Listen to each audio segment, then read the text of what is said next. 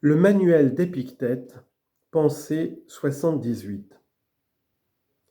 Demeure ferme dans la pratique de toutes ces maximes, et obéis-leur comme à des lois dont tu ne peux violer la moindre sans impiété, et ne te mets nullement en peine de ce qu'on dira de toi. Car cela n'est plus du nombre des choses qui sont en ta puissance. 79. Jusqu'à quand différeras-tu de te juger digne des plus grandes choses et de te mettre en état de ne jamais blesser la droite raison? Tu as reçu les préceptes auxquels tu devais donner ton consentement. Tu l'as donné. Quel maître attends-tu donc encore pour remettre ton amendement jusqu'à son arrivée? Tu n'es plus un enfant, mais un homme fait. Si tu te négliges, si tu t'amuses, si tu fais résolution sur résolution, et si tous les jours tu marques un jour nouveau où tu auras soin de toi-même, il arrivera que, sans que tu y aies pris garde, tu n'auras fait aucun progrès, et que tu persévéreras dans ton ignorance et pendant ta vie et après ta mort. Courage donc, juge-toi digne dès aujourd'hui de vivre comme un homme, et comme un homme qui a déjà fait quelques progrès dans la sagesse, et que tout ce qui te paraîtra très beau et très bon te soit une loi inviolable. Si quelque chose de pénible ou d'agréable, de glorieux ou de honteux s'offre à toi, souviens-toi que voilà le combat ouvert, que voilà les Jeux olympiques qui t'appellent, qu'il n'est plus temps de différer. Et enfin, que d'un moment et d'une seule action de courage ou de lâcheté dépendent ton avancement ou ta perte. C'est ainsi que Socrate est parvenu à la perfection, en faisant servir toute chose à son avancement, et en ne suivant jamais que la raison. Pour toi, bien que tu ne sois pas encore Socrate, tu dois pourtant vivre comme voulant le devenir.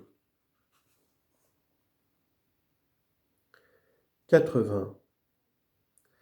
La première et la plus nécessaire partie de la philosophie, c'est celle qui traite de la pratique des préceptes. Par exemple, qu'il ne faut point mentir. La seconde, celle qui en fait les démonstrations.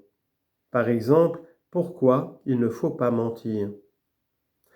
Et la troisième, celle qui fait la preuve de ces démonstrations et qui explique ce qui en fait la vérité et la certitude. Ce que c'est que démonstration, conséquence, opposition, vérité, fausseté. Cette troisième partie est nécessaire pour la seconde pour la première, et la première est la plus nécessaire de toutes, et celle où il faut s'arrêter et se fixer. Mais nous renversons cet ordre. Nous nous arrêtons entièrement à la troisième. Tout notre travail, toute notre étude, c'est pour la troisième, pour la preuve. Et nous négligeons absolument la première, qui est l'usage et la pratique. Il arrive de là que nous mentons. Mais aussi, en revanche, nous sommes toujours prêts à bien prouver qu'il ne faut pas mentir. 81. Commence toutes tes actions et toutes tes entreprises par cette prière.